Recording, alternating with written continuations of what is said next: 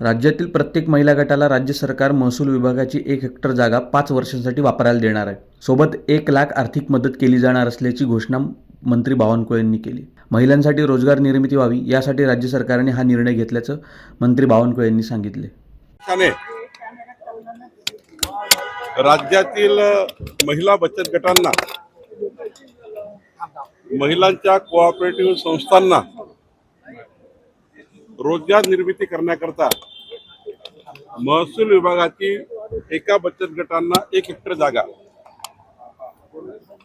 5 वर्षाच्या लीजवर आम्ही देणार आहोत आणि या बचत गटांना 1 लाख रुपयाचं अनुदान डीपीसी किंवा तिथल्या खनिकर्म निधीतून आम्ही देणार आहोत.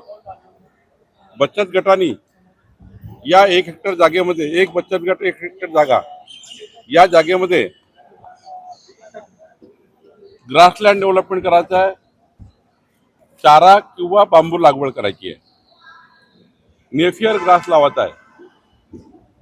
आज जर बचत गटाला आम्ही जर 2.5 एकर जागा दिली, 1 हेक्टर जागा दिली एका बचत गटाला, तर यातनं जे उत्पन्न होणार आहे 4-5 लाख रुपये वार्षिक, ते महिला बचत गटाला मिळेल, सरकार घेणार नाही.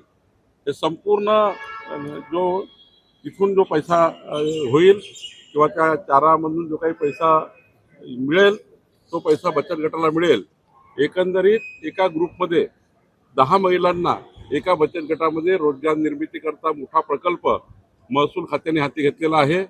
महसूल खात्याच्या सर्व जमिनी या आता ज्या पडीत आहे त्या पडीत जमिनी राहू नये, त्यावर अतिक्रमण होऊ नये आणि ह्या जमिनी ज्या आहेत त्या रानावनामध्ये आहेत, गावागावामध्ये आहेत, त्यावर अतिक्रमण होत आहे आणि त्यामुळे या जमिनी सुरक्षित ठेवण्याकरता महिला बचत गटाला रोजगार देण्याकरता ही पॉलिसी सरकारने आणलेली आहे. प्रत्येक गावामध्ये 1 किंवा 2 बचत गट आहे. प्रत्येक गावामध्ये सगळ्या बचत गटांना देणार ना? किती महिला आहे ज्यांना लाभ होईल अंदाजे?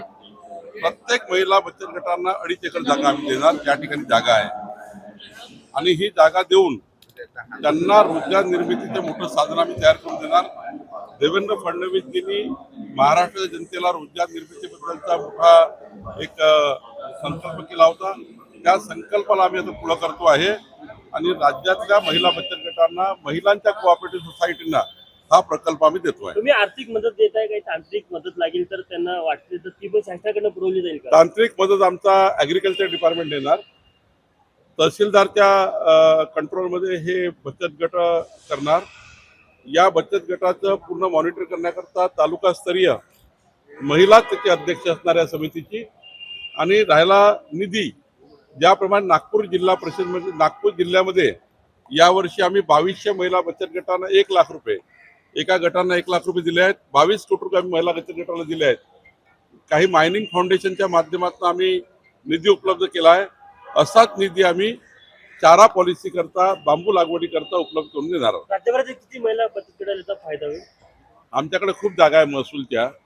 जेवढ्या जागा आमच्याकडे आहेत ज्या पडीत आहेत आणि पुढच्या 20 वर्ष वापरात येणार नाही, कारण कुठलेही प्रकल्प येणार नाही अशा जागा आहेत, त्या जागा आम्ही महिला बचत गटाला देणार आहोत. Thank you sir.